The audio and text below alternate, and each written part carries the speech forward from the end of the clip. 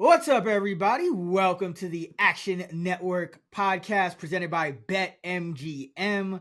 This is your player projections episode for week 15 of the NFL. I'm your host, Chris Raybon of the Action Network. And on this show, we're going to run through our top players at each position, discuss players we're especially high and low on this week. And of course, we'll throw out a player prop for each position as well. Joining me, the top ranker in the industry right now, been for a long time, odds maker, Sean Kerner, fresh off the Convince Me sweep. What's going on, Sean? Yeah, what's up? Let's hope I could hold down the Fantasy Pros for now. We'll see after this week. Had a good week, but it was sandwiched between a bad beat on Thursday night and a bad beat last night, so it's kind of bittersweet. Kind of like when, yeah. It reminds me of when I was pissed off. We were hanging out after the Super Bowl. I went like 11-1 on my bets, but I lost to T. Higgins MVP. I wanted us to both win that. We both had wicks last night. Love overthrew him on a few targets. I think he could have easily cleared it, and then he left the game with an ankle injury, so that was a disaster. Feel like that number was way too low, but hopefully it gets better, and hopefully he'll be back next week.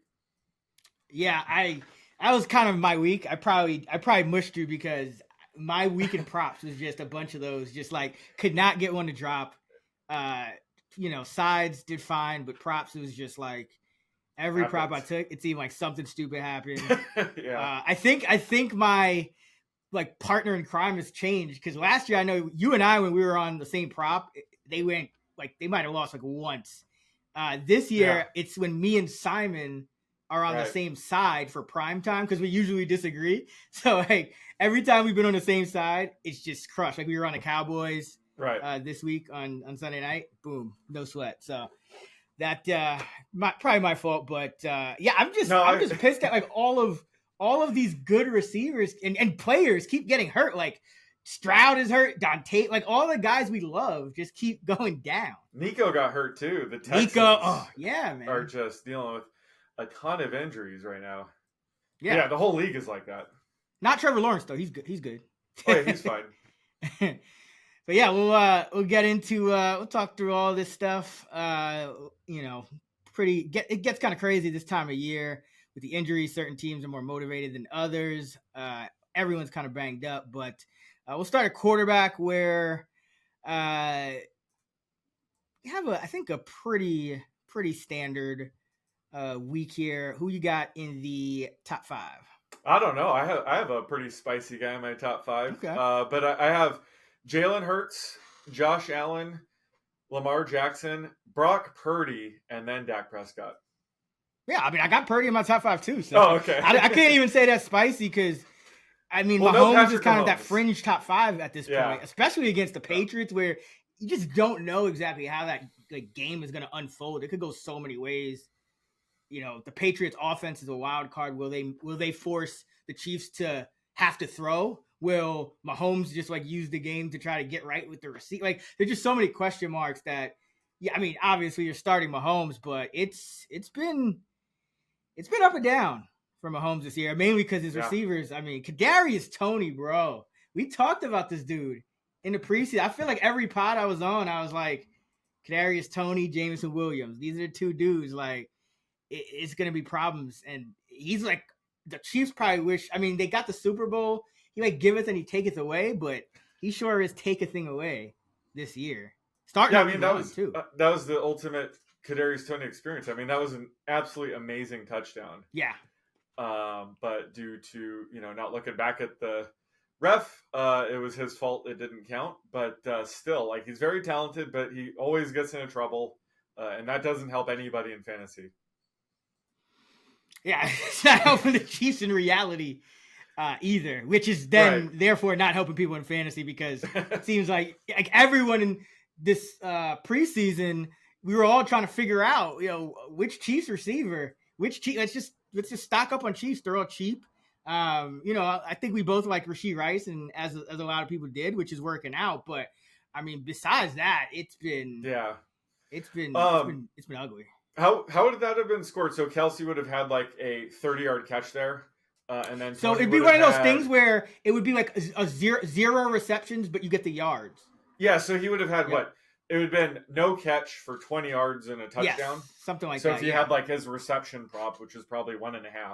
No, I think Tony. Sorry, I think Tony would get the 0 for yards. So Kelsey would get a catch because Kelsey caught it, and then he. Yeah, but who gets those 20 yards after the lateral? That would Tony be Tony. Gets 0 receptions for 20 yards, I believe. Exactly. That's Don't what I'm quote saying. me on that, but it's one of the two gets 0. Gets like it's almost like a fumble. It's like you can't get a catch for it, but you could get. It's the opposite of a fumble. The fumble you can't get yards. For catch. You could get yards, but you just can't get the reception twice. Yeah, and that would really boost his yards per reception too, right? Yeah, in a weird way. Yeah, well, it didn't happen. I gotta say, who's gonna have the stones to not rank Travis Kelce tight end 1 this week? Who is it? I mean, who would you place ahead of him? No, I don't. Yeah, that's a fair question. Herein lies the problem with tight end, which we'll get to. Maybe Kittle or McBride, but their Chiefs are playing the Patriots. I would imagine they're going to try to scheme him out. I'm just saying for the Fantasy Pros contest, it's been very easy all year. Everybody just ranks Kelce number 1, but I think this week would be the time to roll the dice on somebody else. Really? I mean, I don't.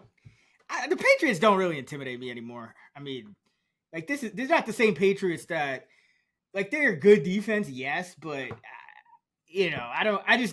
It's more so like you just don't know what to expect from their offense. It's more of a game script issue, I think, than.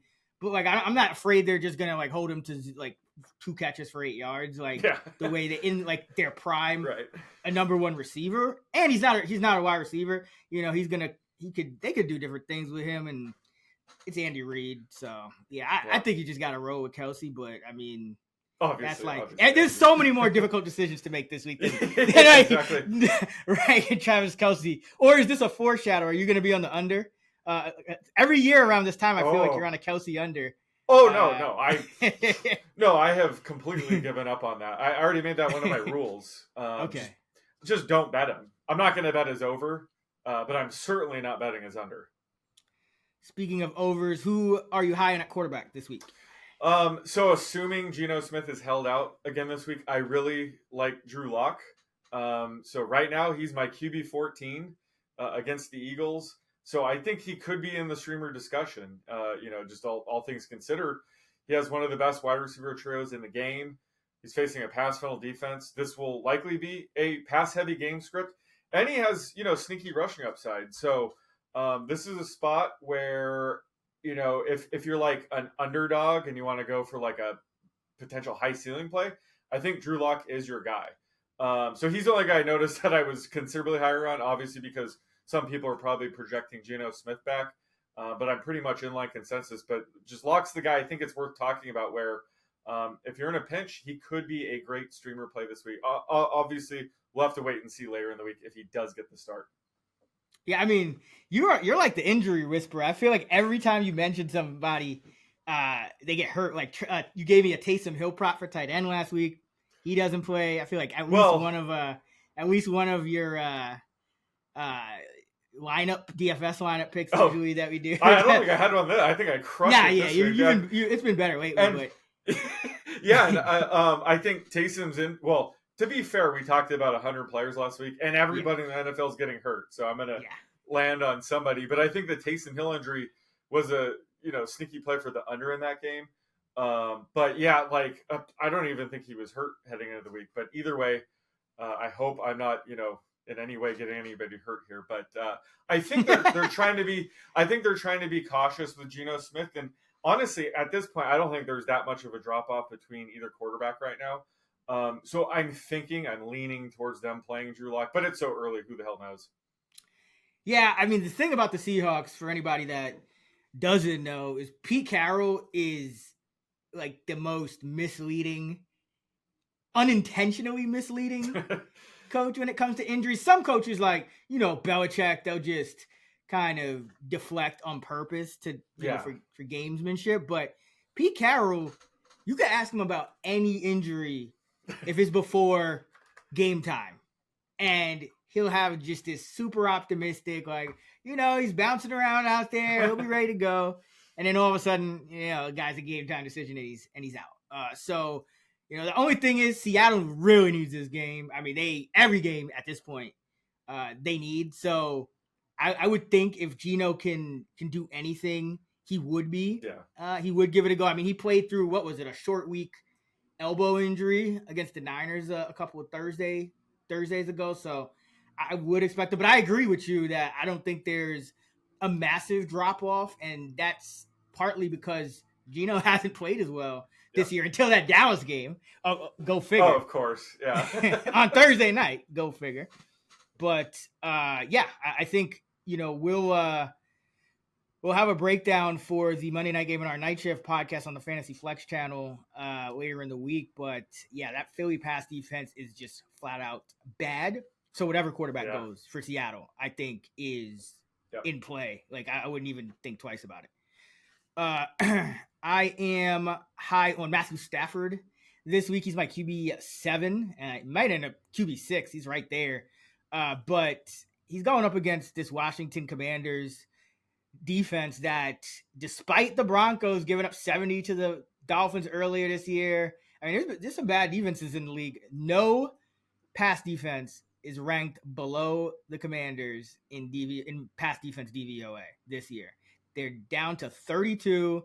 They fired Jack Del Rio a couple games ago, but there's just not a lot of talent there. And, some of the younger guys that they have picked in the draft haven't really panned out. So I like Matthew Stafford, who low key, I mean, not low key, but Matthew Stafford is on a tear right now. So the last 2 weeks, Matthew Stafford just shredded the top 2 pass defenses in the league by DVOA in back-to-back weeks. 2 weeks ago, Cleveland number 1, 279 yards, 3 touchdowns, no picks. And then last week, Baltimore, the number 2 pass defense, 294 yards, 3 touchdowns, no picks. Game before that, he faced Arizona, which is bad, but 4 touchdowns and only 1 pick in that game with 229 yards. So in the last 3 games, Matthew Stafford has 10 touchdowns, 1 interception, and he has more games in his last 3 with 3 or more touchdowns than Mahomes has all season. In the last 3 weeks, Matthew Stafford has more triple as a matter of fact, because Mahomes only has 1. So love me some Matthew Stafford this week. I think a big part of it is Cooper Kupp is now healthy. He was kind of getting over that injury he had early in the year, and then he kept getting banged up in game and whatnot. But he's healthy. Nakua is healthy. Kyron Williams is healthy, and that Ram offense is humming. Yeah, no, love this call. And I was thinking the other day, is Matthew Stafford a Hall of Famer? Just a side note. No, you don't think so? He's a very good quarterback, but I don't think he's a Hall of Famer. Okay, fair enough. It's close. This year, I feel like I'm leaning towards yes. Just he's still playing at a high level. Has the 1 Super Bowl. But yeah, I've been so impressed with him all year. And you're exactly right. This is the kind of defense he's just going to pick apart. So I think he's just a fantastic play this week. I mean, you gotta let Flacco in before Stafford now. Oh, I don't know. I'm just at this point, that's always the debate, right? It's like Stafford's probably better than Flacco and Eli Manning and those guys. He does have his ring, so I mean, it's definitely possible. But Eli has the clutch thing, so I think Eli probably gets in before both of them. Before both of them, because he has some clutch moment. Stafford, I mean, that Super Bowl, it was a comeback, right? It wasn't, So he kind of has a signature moment, but it's so close. That's a good question. I know, and I'm just saying the rest of the season could be the tipping point, in my opinion. I'm leaning yes, but all right, let's not prematurely talk Hall of Fame, because Mike Evans, future Hall of Famer Mike Evans, had his worst game of his career last week. Wow, yeah, that is true. So it's that time of year, though. When you get 13, 14 games into the year, just probability is going to dictate that you're going to start to see these weird results. I mean, pretty much every top 10 receiver almost had a pretty bad game. Except for a couple. So just one of those weeks. But who are you low on? So I'm low on Jordan Love. he's my QB 13 right now, right when it looked like, he might be a top 10 quarterback the rest of the season. I mean, he came back down to earth in a big way on Monday Night Football. Yeah, we're only one game behind the all the NFC playoff hopefuls. God. We're back, baby. Is my 7.5 under win total in jeopardy now? I mean, we're about to play the Saints, so maybe, because you know how the Saints do with letdowns. Oh God. Well, anyways, Love. We already mentioned it with the Wicks prop. His accuracy issues from early in the season came back here. I don't know if it had anything to do with the swirling wind at MetLife, but I know the announcers were commenting on that. But he did not look great. And this is, this could be a great matchup. The Buccaneers have been dealing with a ton of injuries, especially in the secondary. Jamel Dean, Carlton Davis, but they might be getting everyone back this week. So we'll have to wait, towards the end of the week to know what's going on there. Plus, Love's rank is going to depend on if he gets Christian Watson back, Dontavian Wicks, and potentially Aaron Jones. So his rank could go up or down quite a bit from now. But as of now, I have him QB 13 and, just off the QB1 radar, which is disappointing because I was ready to call him a, top 10 quarterback the rest of the way heading into last week. But, after that Monday Night Football performance, we have to have a little bit, some doubt here. So I'm being fairly cautious with him early in the week. But again, he might end up back in my top 10 if Tampa Bay is still missing a ton of these players. Yeah, I think this part of the year in particular is, if you watch Red Zone, and if you listen to this podcast, of course you watch Red Zone, this is like the witching hour of the season. Like, it's just, wins become losses, losses become wins. Dudes who playing good become bad. Mike Evans catches one pass. It's just that time of year where weird things start happening. The Titans are beating the Dolphins, and speaking of which, Tua Tagovailoa is the quarterback I'm low on, and he's a fringe streamer, kind of fringe QB1 starter for me this week. Have him QB 11, so outside of the top 10, going up against this Jet defense that is top 3 in pass defense DVOA. I mean, we already know the Jets defense is legit. It's been just a quarterback stopper all year. I think maybe Josh Allen had one good game on him where Shakir broke a big play, but outside of that, it's been tough sledding for quarterbacks up against the Jets. And, Tyreek Hill, who knows exactly how hurt he is. He got injured, came out of the game, came back in crunch time, but that could have been all adrenaline. We know how much adrenaline Tyreek Hill plays with on a down-to-down basis. And, I mean, this Miami team is just kind of, they're not really, like, they're great, but they're not established yet. And I think they're just kind of getting used to, playing meaningful football this time of year again with Tua as their leader. Because remember last year he was down, so they were starting, like, they went to the playoffs, but I think it was Skylar Thompson and Bridgewater. So Tua is just looking a little shaky in the pocket these days, especially if Hill's not 100%. And I feel like Tua doesn't know if he should be scrambling more. When he does scramble, he doesn't seem to scramble effectively. He always seems to run into somebody's back. So I'm just not really feeling the way Tua is playing right now. Don't love the matchup. I think Miami, at this point, you got 2 great running backs. You're probably going to lean on them to get you through this divisional game. You're a home favorite. And Tua only has multiple touchdown passes in 7 of his 13 games. So he hasn't even been like a bona fide week in, week out, high-end QB1. It's just kind of been these upside games. So, this is Jet going against the Jets. This is one of those times where if you were ever going to sit Tua, and I know it's uncomfortable, but if you're ever going to think about sitting him, this may be the week, because I know some people, like to keep 2 quarterbacks on their roster, even if you shouldn't. So some people might have a stacked enough roster to be able to do it. So Tua for me. Yeah, I'm right there with you. He's my QB 11, and it was clear when Tyreek was out of the game, like this offense, the passing attack specifically, just wasn't as good. So that we'll have to monitor that. But yeah, as of now, I'd play someone like Matthew Stafford over Tua. Oh, easily, yeah. Matthew Stafford's a slam dunk, because it's like that, and that Ram offense, when they get going, they're super consistent and super predictable. Like, Yeah. You know what they're going to do every week. They're going to give Kyron Williams 20 carries, Cooper Kupp like 8 to 10 targets, Puka Nacua 6 to 8 targets. Like, it's just that's what Sean McVay does. Yep. All right, running back. Oh wait, no, prop. Sorry. How did we do last week, by the way? So we hit all, like, the books lost every prop. We all hit them except I only got one in because I didn't get the Taysom. I mean, technically he did go under 69 combined yards, but we're not must gonna count play that. for action. Yeah, yes. Obviously. Yeah, of course. So it's you're the book. What do you got for me? Let's go with Joe Flacco passing yards against the Bears. Oh boy. Yeah, good luck with this one. I don't know why I'm doing this to myself. I have like a 10-yard range. I'm gonna figure out right here. I always have a 10-yard range for passing yards on Tuesday. Yeah, it really doesn't matter, does it? So I'll go with 244.5 and see what you think about that. Okay, that sounds like I'm looking at my projection. That sounds pretty like a good line. No, it doesn't seem to be any. Even though it is Cleveland late in the year, it doesn't seem to be any weather.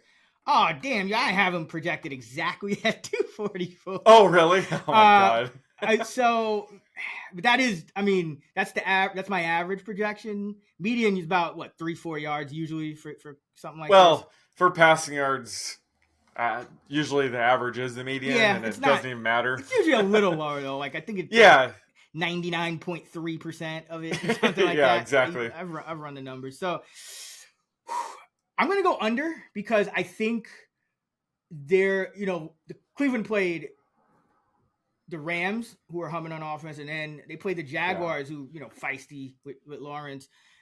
The Bears, I think it could be a little bit of a different game script. I think you get a lot of runs and Fields.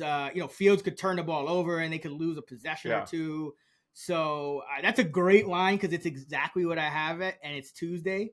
But I'll lean under. Okay.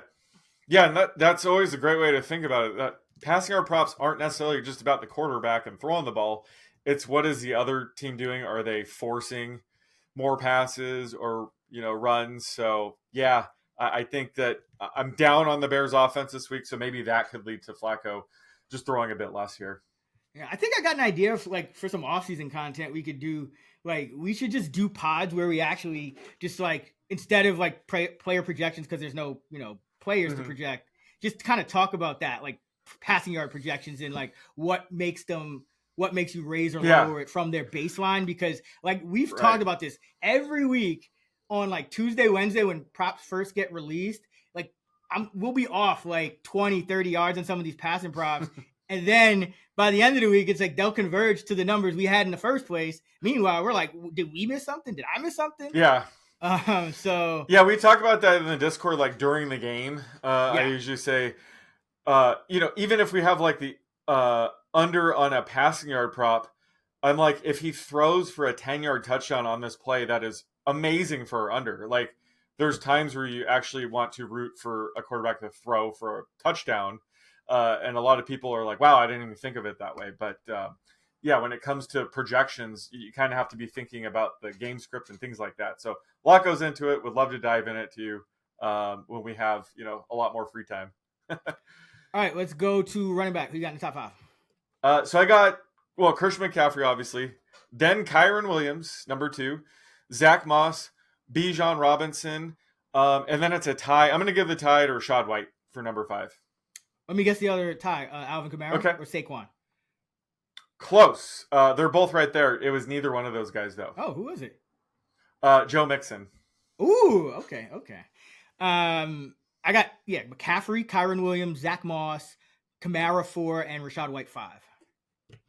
Nice. Yeah. I mean, I have Kamara just below. I feel like Taysom's return might ding him a little bit. But otherwise, it sounds like we're right there for the top 6 or 7. Who are you high on? So right now I'm high on Ty Chandler. He's my RB21 because Alexander Mattison is dealing with an ankle injury. The extent is unknown, but I think there's a decent chance he does miss this week. So I think we'll finally get that Ty Chandler spot start here. I think it was a few weeks ago we thought Mattison was going to be out, and he ended up playing. So, He's a gamer. He might fight through it. But if Ty Chandler does get the start, I think he's going to get as much work as he can handle, which might not be 20-plus touches, but maybe for one game they do extend him a bit. He's a bit of a smaller back. I don't know if he can handle a full workload. So we could see Kene Nwangu mix in as the change of pace back. But I do like this matchup for Chandler because, the Bengals have struggled against the run all season.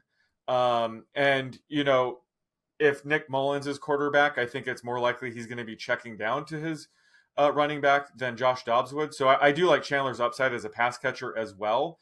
So I think if Madison does end up getting ruled out, there's a chance Chandler might crack my top 15. So either way, if you're in a league where he's available, you have to add him, and there's a chance he could be a top 20 back this week. Yeah, it's like a throwback to the times when Dalvin Cook was out, and you'd rank Madison as like a top 10 back. And of course, and Dalvin Cook got the nominal start last week, by the way. So everything comes full circle.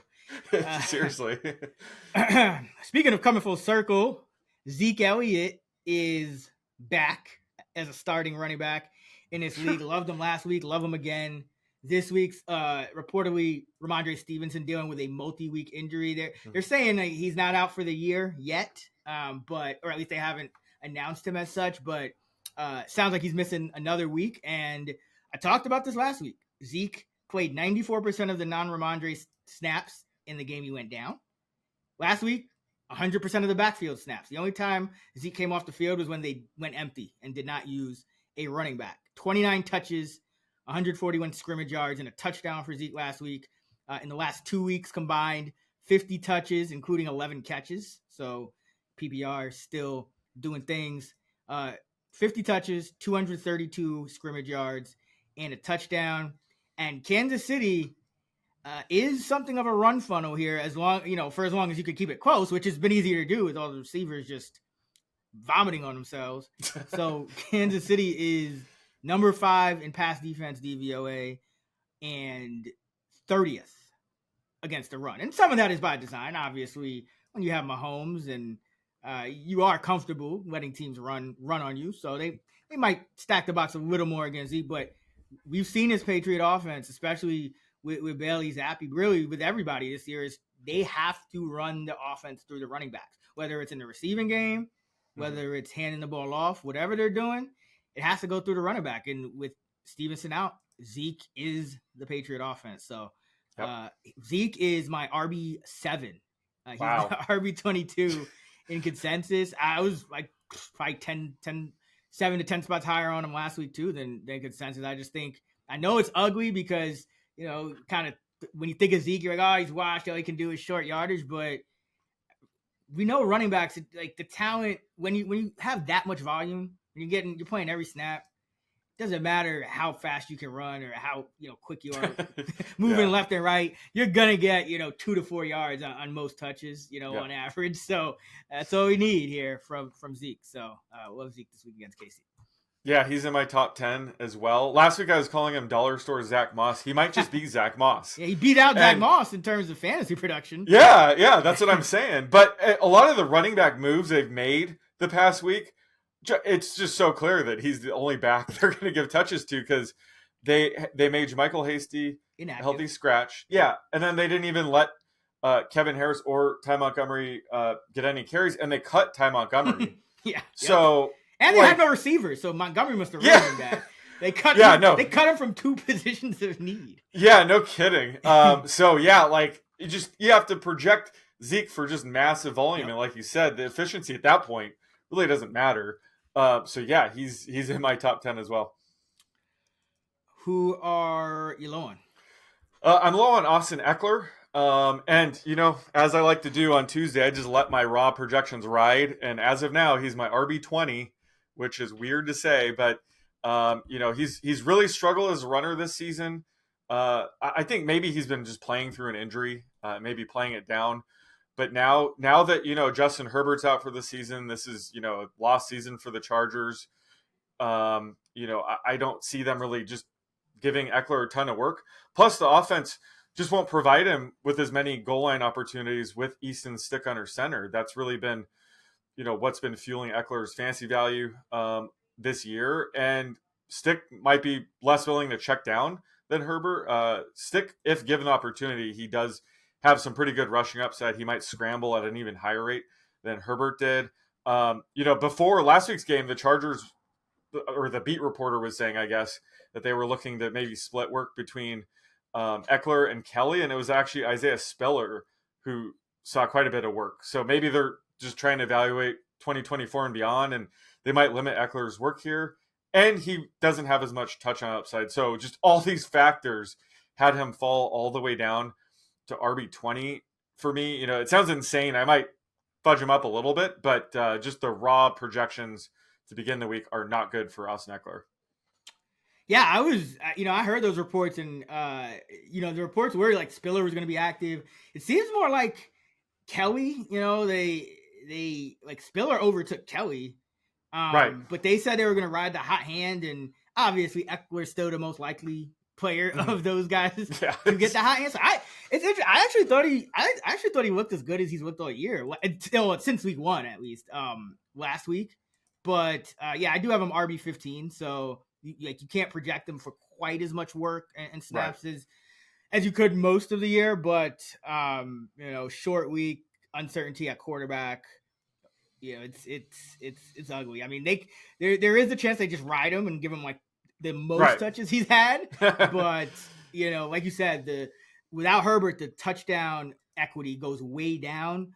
The Chargers are implied for 15.5 points at Vegas because the total is 34 and they're 3-point underdogs. So I mean, with Herbert, I don't think they've ever dropped below maybe like 19.5, 18.5 at lowest. So this is the touchdown equity, which Eckler tends to live on these days because he's not as efficient, is way down. So I think he's definitely an RB2 at this point, with RB1 upside, but not the same as we thought he was right there with McCaffrey coming into the year. Nope. If you drafted him number 2 overall, you're not stoked about having him as an RB2 going into the fantasy playoffs. Yeah, I mean, you might have drafted Justin Jefferson, and I mean, at least Eckler's on the field now. True. Games, but I am low on Gus Edwards at Jacksonville. He's my RB41. He's RB33 in consensus. So consensus is starting to come down on him, but this guy is just very, very touchdown dependent at this point. So in the right league or in the right situation, maybe you still, go ahead and roll him out. But if you're looking for a high floor, Gus Edwards is no longer it, because he's no longer the Ravens every week RB1. I mean, he might be some weeks. There might be some weeks he gets the most touches, but it really seems like they're making a concerted effort to get Keaton Mitchell involved. And Justice Hill is still playing on a ton of the passing down. So they're using a full-blown 3-way committee. And in the first 8 games, Gus Edwards averaged just over 13 carries, 48% of the snaps. The last 5 games, he's down to 8.4 carries per game, and he's playing just 1/3 of the snaps on average. So in the first 3 games of this 5-game downturn, he had 28 carries combined in those first 3 games of this downturn. But he had 5 touchdowns on those 28 carries. That is so ridiculously improbable. Like, just to give you an idea, the average NFL runner is going to get a touchdown about once every 30 to 33 carries on average. 5 touchdowns on 28 carries across 3 games, no less. So like, it kept going. But anytime he doesn't score a touchdown, he's just unlikely to give you a massive yardage total because, again, he's not getting the touches. He's not getting the work in the passing game where it's easier to get out in space, slip a tackle and you could get a 40, 50-yard gain. It's just the environment for Edwards right now it's just completely touchdown dependent. So be careful with him this week. All right. Let's see. Prop. I'm going to go with, let's see. Will Aaron Jones play? Yeah, I know, right? No. Will he play a snap? 250. Oh yeah, let's go back to this since it's a Saturday game. Yet again, So people are going to have to make a decision on the Pittsburgh backfield. Ooh. Let's go Jaylen Warren. Total rushing and receiving yards. And let's go 60.5. Ooh. I had a very nice 69.5 ready to go. I'm going to go over. Because since we're combining it, I usually just take the average because we can get an explosive play from either a run or a catch, which kind of helps negate the median effect a little bit. So I like his upside here. I think this game could be a sneaky shootout where he could get, pretty involved in the pass game. Colts play heavy zone. So, yeah, give me the over. It's nice to finally be on a Warren over. I feel like you had me take like a Najee over every week. It's nice to be back on Team Warren here. I think, and we're... Oh, what were you going to say? I was going to say, yeah, I mean, if only the Pittsburgh coaching staff is on Team Warren, because it's been touch and go. Yeah, no shit. We thought it was going to be like Warren smash once they fired Kevin, Yeah. but it's actually gone the opposite direction. Where do you have these guys ranked? I have them both right there at like RB24, RB25. Yep, that sounds. Let me check. I think I have them a couple of spots lower, but yeah, back to back. Right around there. I have Harris 29, Warren 31, so I'm a little lower on the running game as a whole. Indianapolis has been better, so they lost Grover Stewart for suspended for 6 games. Their splits with him on and off have been completely different. It's been much better with him on the field, so just factoring that in a little, but. Yeah, it's definitely something that people are going to have to think about and decide on because, again, this is a Saturday, not Sunday kickoff. Saturday, 1:30 p.m. Eastern, Steelers at the Colts. All right, wide receiver, top 5, who you got? Tyreek Hill, CeeDee Lamb. Oh, okay, so Tyreek Hill, assuming he plays. CeeDee Lamb, Deebo Samuel, Michael Pittman, and Amon-Ra St. Brown. Ooh, that's some new faces in there. I like it. I got Lamb number 1 just because I am factoring in a little bit of uncertainty with Tyreek. So Tyreek number 2 for now, and it's Jets defense. AJ Brown 3, Deebo Samuel 4, and then Amon-Ra number 5. So love Pittman, but just like he doesn't get as many touchdowns as I'd like. I love the 8-9 catches. It's always like 8-9 for like 85. Exactly. I need to get in the end zone more. I think what was it, like his rookie year? He also struggled to score touchdowns, I think. So it's been touch which is and go bizarre. But I mean, I can't. I did not see these 8 catch. Week in week out, Keenan Allen catching. He's Keenan Allen numbers. Yeah, He's absolutely week in, week Keenan out. Allen. Although he might have to face Joey Porter Jr. quite a bit here, so I might Tuesday morning, it's high level stuff. But once I dig into it, he'll probably get a bit of a hit based on the matchup. But either way, love having him in my top 5. Like you said, it's just the consistency with him, always putting up massive reception numbers, even if there's no touchdowns there. Just a really solid pick. If you took him, what was he, like a low end wide receiver 2 this year? He might have even dropped into the 30s and some. Because I remember, because Richardson wasn't expected, to get hurt so early. But so just Minshew taking over. That's when I said that's going to be good news for both Pittman and Downs. Just more volume. Absolutely.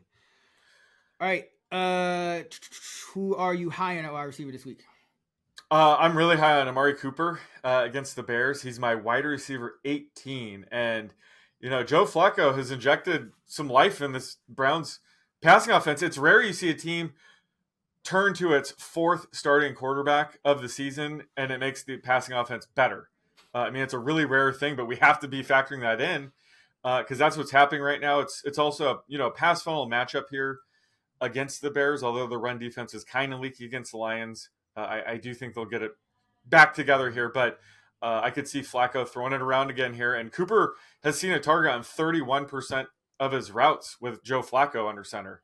That is just an elite level. So we have yet to see like a true big game from Cooper with Flacco yet, but with that kind of underlying usage, it's definitely coming. And Jerome Ford looks like he's dealing with a wrist injury. He might not play, so it could be just Kareem Hunt back there. So it could just lead to a couple more passes. So again, like I just think all the underlying things are there for Cooper to have a big game here with Joe Flacco, really injecting some life into this offense. Yeah, I'm high on Cooper as well. I think, as long as he's healthy, he's going to command targets. He had 14 targets last week in a game that the Browns were leading pretty much wire to wire. So, I mean, Jalen Johnson has played really well on the perimeter for Chicago, but I at the end of the day, Cooper's going to get peppered with targets, most likely, regardless of the game script. And with Flacco, a lot of them are going to be downfield. Cooper's been going downfield a lot more this year than he has been in years past. His yards per catch is up there. So, yeah, I have him wide receiver 21. I have him about 5 catches for 70. Nice. So, yeah, this is I think people are a little bit too low on him as well. I'm high on a guy you were high on last week. I love him this week. He didn't do a whole lot last week, the quarterback situation, but Jackson Smith and Jigba going up against the Eagles. You just got to target receivers, pass catchers, quarterbacks going up against Philly at this point. They're healthy and they're still bad. And JSN has had 48 plus receiving yards and or a touchdown in 6 of his last 9 games. Remember, first couple of games he came into the year, he played through, I think it was a wrist injury that he had picked up in the preseason. So it took him a couple of games to kind of get acclimated, but he's been reasonably productive, averaging 4.1 receptions, 48 yards over his last 9 games, a couple of touchdowns, another touchdown that should have counted, but didn't in that Dallas Thursday night game. Tied for second on the Seahawks with 4 targets inside the 10-yard line. And he's third on the team in red zone targets. And he plays in the slot 70% of the time. The Eagles are allowing the most fantasy points per game to slot wide receivers. They really haven't found an answer since Maddox went down. Bradley Roby has been playing a lot in the slot.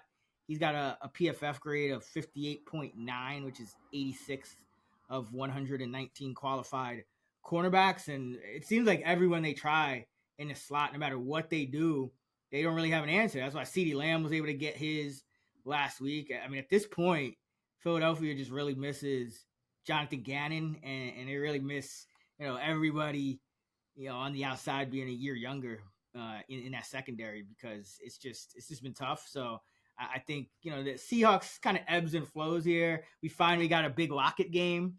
Metcalf scored another long touchdown, but that was only one of his 2 catches, and JSN was quiet. So I think this week, we get some JSN and some more Metcalf, and Lockett takes a back seat. So like JSN this week, I have him in the high 40s. In the consensus is 49, so I have him at 43 right now. But he might end up inside my top 40 because, again, I just want to target this Eagle defense, any way I can at this point in the passing game. So love JSN.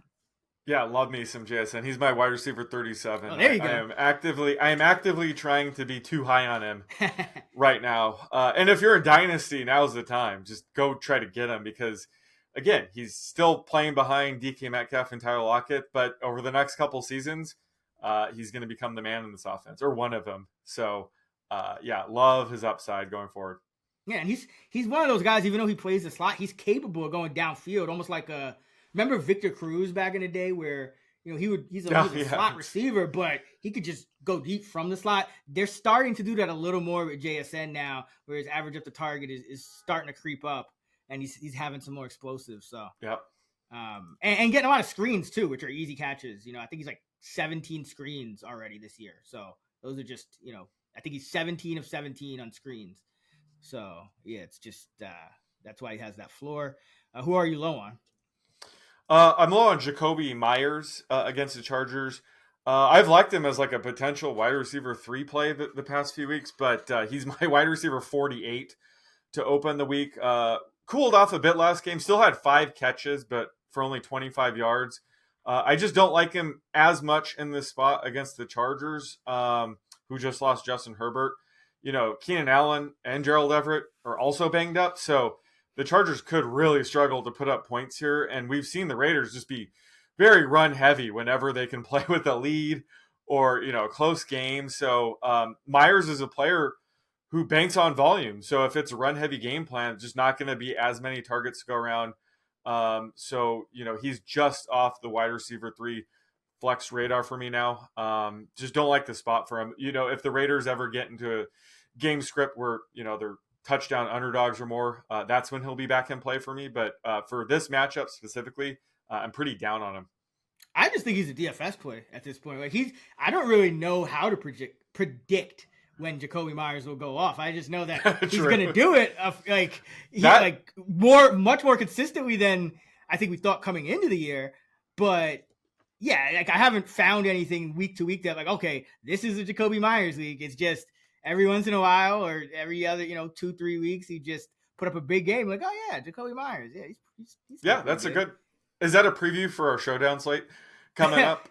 Pretty much. But that's a good call. He is a good play there. Obviously has a pretty high ceiling. But if you're in the first round of the playoffs and you're I just need 5+ points from this guy, I don't know if Myers can be that guy this week. Normally he is, but right now I think his floor is pretty low as well. Yeah, absolutely. I mean, the Raiders just got shut out 3-0. I haven't seen one of those games since the 93 New York Jets. I think played 2 or 3 different games. But it was looking like it'd be a while. Yeah, it was looking like it'd be nothing. Yep. And then Mullins came in and saved the day. So. Yeah. Oh God. Who knows? I mean, that's why the DFS play, because everyone's probably this guy, he can't do anything right now. They just got shut out, and boom, Jacoby Myers 8 catches, 68 yards, 2 touchdowns or something crazy like that. So, but yeah, I agree. His floor is way low, and that's what we're trying to highlight here with these guys we're low on these days. Obviously, anyone could go off with fantasy. If they're starting, they're gonna, they could get a touchdown, they could get an explosive, but we're trying to avoid starting some of these guys with lower floors if we can help it. For me, DJ Moore is the guy I'm low on, and you probably have to start him at this point, but he's down to my wide receiver 24 against Cleveland, and Cleveland's had some pretty interesting home road splits on defense. They're allowing just 12.6 points per game at home, and I know the Fields to Moore connection has been great, but they played the Lions 2 out of the last 3 weeks. That Lions defense true is not very good. So I worry a little bit about both of those guys in this matchup, especially DJ Moore, because we know Justin Fields, if things aren't kind of go left, he could just pull the ball down and scramble. And DJ Moore, they will probably hand the ball to him if they're not getting him the ball through the air, but you can't count on a rushing touchdown every week either. So, still a wide receiver 2, but he's been a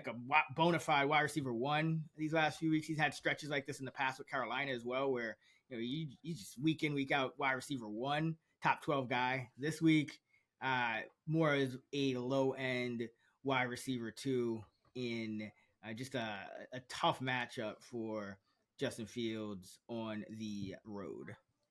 Yeah, he's my wide receiver 11. Ooh, okay. But yeah, I have if and or there statement in my spreadsheet. So if Justin Fields is starting, just give him 7 catches for 80 yards and a touchdown. And if it's Bajent, 4 catches for 50 yards. So maybe that's why I have him so high. But in all seriousness, I think that rushing upside is there. It's kind of bizarre. He had 1 rush attempt all season, but they had some really creative plays for him. So if it's not going through the air, maybe they do give him design runs. But either way, you're playing him if you have him, like you said. And by the end of the week, we'll probably meet somewhere in the middle. I'm probably too high on him, if I'm being honest. But yeah, you're right. This is a tougher matchup, so we should at least temper our expectations a little bit for him. Yeah, Cleveland number 1 pass defense, DVOA number 1 against wide receiver 1s as well.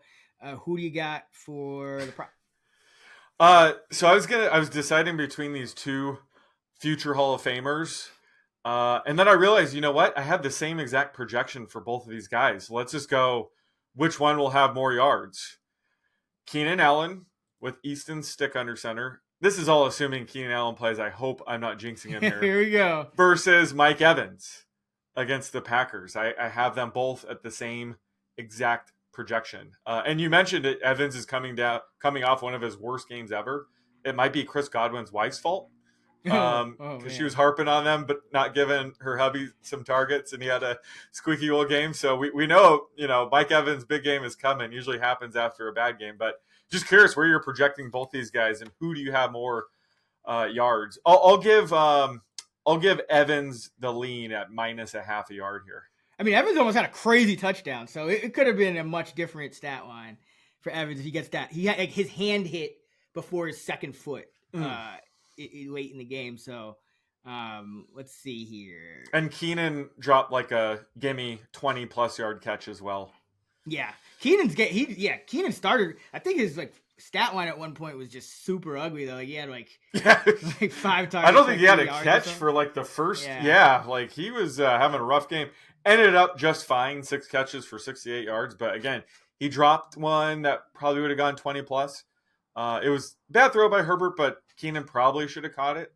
But either way, both guys are coming off down games, and there's reason to be, down on Keenan this week. Just curious where you're projecting him with Stick under center too. Okay, so I have them both around the same too, but I'm gonna say Keaton has a lower floor, even though we saw Evans at the lower floor. I think the Bucks Packers, because the Bucks defense has been so shaky, and both of those teams are competent on offense.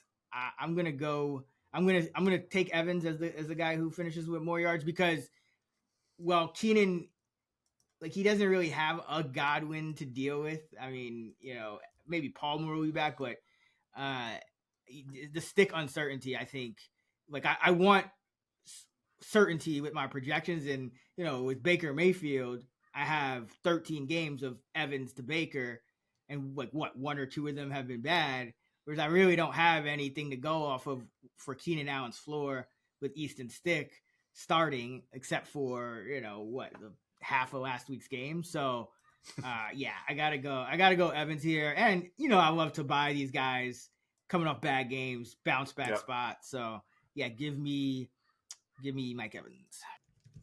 All right, let's finish it up with tight end. Who you got in the top 5? Trey McBride, Travis Kelce. Just kidding. We probably should have had that discussion here, but I got Travis Kelce, George Kittle, Trey McBride, Sam Laporta, and Evan Ingram. I got Kelce, Kittle, Hawkinson, McBride, Ingram. So I guess Laporta. Yeah, Laporta's number 6 for me. Just had a little.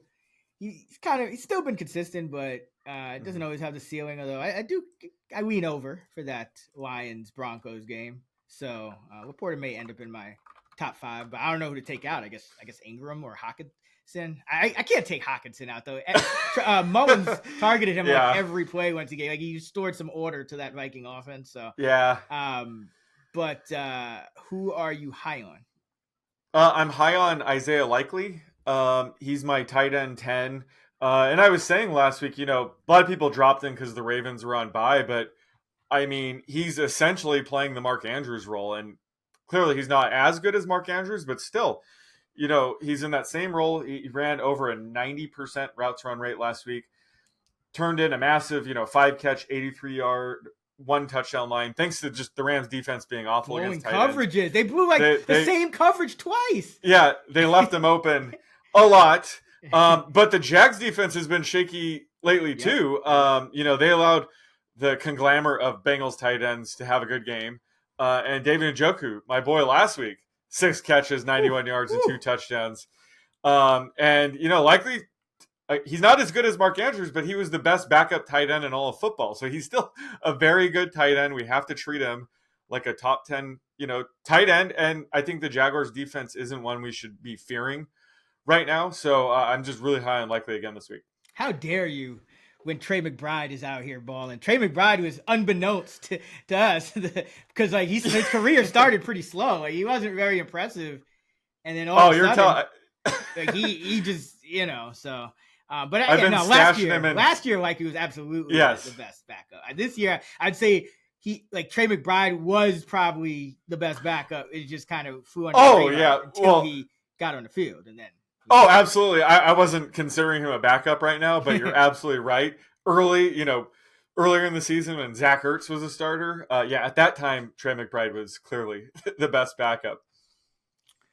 I'm high on Dallas Goedert this week. Going up against Seattle, Philadelphia's a little bit out of sorts, and I feel like when teams are out of sorts, they like to get back to things that have worked for them in the past. And I feel like with the Eagles, Jalen Hurts just looks a little bit off. He's holding the ball longer than he did at any point last year. I don't think he's seeing things as well.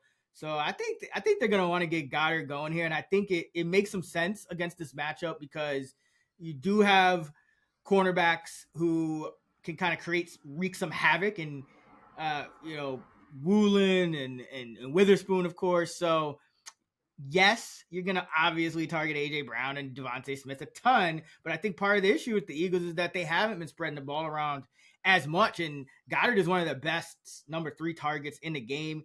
He came back and ran a route on 90% of Jalen Hurts' dropbacks. The Seahawks are 22nd in DVOA against tight ends, and Seattle has allowed the second most catches and 5th most receiving yards to the tight end position over the last 5 weeks. So like Dallas Goedert to put up one of those signature big games, get him back into that top five. Remember, you used to have him like right around Kittle and those guys. Not too long ago. But he got usurped by the McBrides and Laportas and Engrams. But I'm looking for a signature week from Goddard, so hiring him this week. Yeah, that's a good call. The former best backup tight end in all of football. Oh yeah, everyone who backs up Zach Ertz. Well, that's what I said. And he might go to the Ravens. No, he can't. But yeah, my comp for Trey McBride last year entering the draft was Dallas Goedert, and it was ironic that he had to back up Zach Ertz. And lo and behold, once Zach Ertz got out of the way, this guy just blows up. So yeah, I'm hoping Ertz doesn't go to the Ravens and block the imminent Isaiah Likely breakout we're seeing right now. Or maybe he'll just catalyze a Charlie Kolar breakout next year. Oh, just go to the Rams. Just go to the Rams. Davis Allen looked real good last week, though. He did, yeah. He looked better than Higbee. Right. Higbee's getting up there in age now too. But who are you low on? Well, if you noticed, I didn't have T.J. Hawkinson in my top 5. He's actually my tight end 9.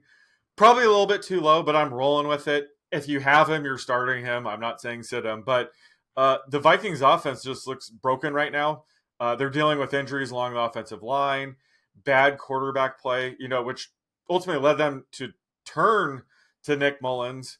And like you said, he was targeting Hawkinson at a high rate. So again, Hawkinson might still be a top 5 tight end this week. But we might get Jefferson to return again this week and maybe get through a full game. And I think if and when that happens, that's really going to hurt Hawkinson's target share. Because again, they still have, Jordan Addison, KJ Osborne at times. They command their own targets. So I'm going to move Hawkinson way up if Jefferson is ruled out. But if Jefferson returns and he's 100%, I just don't see enough volume to really support all these guys. So it's just a slight hit to Hawkinson. But a lot of these tight ends in the top 10 are really good right now. So that's why he kind of slipped a bit for me. So he's my tight end 9, but again, I would still kind of treat him like a top 5 tight end when it comes to lineup decisions. But I think if Jefferson returns, we just need to temper our expectations just a tad here. Yeah, I mean, he's not just like in that number 2 spot like he was pretty much all the year, like automatic. But yeah, he's still pretty close. Every time I think about fading him, it's just I watch him and it's just like somehow he finds a way. But yeah, he's freaking good. There's only so many passing yards if Jefferson, is in there. Only so many passing yards to go around. But it's good to talk about him because there's another one of those Saturday games, but I doubt anyone's gonna have to sit him. I mean, if you have, I guess that, you know, if you have McBride, I guess it's kind of it's right there. I would start McBride over Hawkinson if Justin Jefferson is active and seems like he'll get through a full game. That's probably the only decision I would make with him. But other than that, I have like Jake Ferguson one slot lower than ECR. Not too exciting to talk about, but Hawkinson being that low was surprising to me.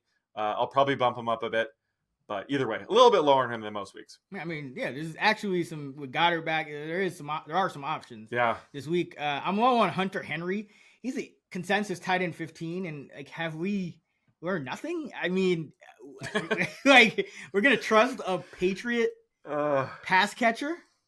First of all, the touchdown equity is almost non-existent. So the fact that he got 2 scores last week, you probably didn't start him. Maybe you played him in DFS or something. I mean, there wasn't much time to react when the Patriots had 3 wide receivers active, and so you figured, okay, Hunter Henry gonna get a massive boost here because they weren't playing Gesicki anymore. So, but now we're going up against the Chiefs, and they're number 6 in DVOA against tight ends. They are top 5 in fewest schedule adjusted receiving yards per game allowed to the tight end position, just under 41 according to FTN. So this is not a great matchup, and everyone and their mama saw Henry scored 2 touchdowns on primetime, including Steve Spagnuolo and the Chiefs defense. So who are they going to try to stop? I mean, the Patriots, you literally have no one to worry about on the Patriots, and so you're just gonna have to scheme against the flavor of the week, and the flavor of the week is Hunter Henry. So he's my tight end 26. Part of that is just because this is one of the better pass defenses in the league. Part of it is we're still starting Bailey Zappi. This offense runs through the running back, so I know he had a big game, so that's probably why I'm like, okay, we need somebody to kind of on that fringe streamer discussion, but there's a lot of tight ends I would play over Hunter Henry this week. 25 tight ends to be exact.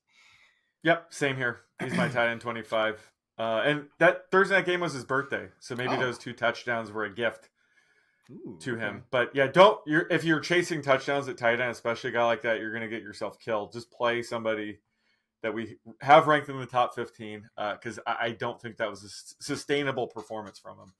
Speaking of sustainable performances for the prop, let's go with an interesting rookie who seems to be doing just enough each week to produce in fantasy, and that's Tucker Kraft of the Green Bay Packers. He ended up with 64 yards against the Giants on Monday night. So, and he had a touchdown, I think, in his first start a couple weeks ago. So it's been solid for Kraft. He's going to continue to start here. So receiving yardage, and all kind of question marks about this wide receiver core for Green Bay. They're playing the Bucks. Let's go with receiving yardage.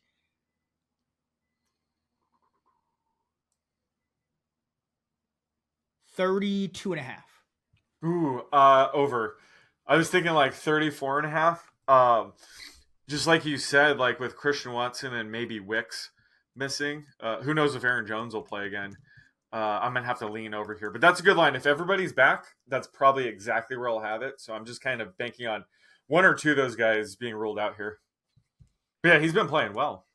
Yeah, exactly. It's just, he loves blocking and stuff, so you never know. Like, it doesn't seem like he's purposely involved in the offense, but he just seems to make a big play every week. So it's kind of, up and down. Like, just kind of like, how like Laporta's kind of fizzled out a little bit. You just never know when these guys are going to like either pop or fizzle out. So yeah, he's one of the toughest guys to project this week. All right, that's going to do it for our Week 15 NFL Player Projections episode of the Action Network podcast presented by BetMGM. For more fantasy content from Sean and I, be sure to check our full fantasy preview episode that's out right now over on the Fantasy Flex podcast channel. If you're into betting, me and Stuckey drop our weekly betting preview episode every Thursday, and it's right here, the Action Network podcast, on the Action Network podcast channel, and of course, be sure to check out the Favorites podcast and the Action Network Discord server as well. Link in the episode description for that, actionnetwork.com, for all of our NFL fantasy and betting content, fantasylabs.com for our DFS tools and models. And you can find Sean on X at @_oddsmaker. I'm at Chris Raybon. We're at those same handles on the award-winning Action Network app. Until next time, let's get this money.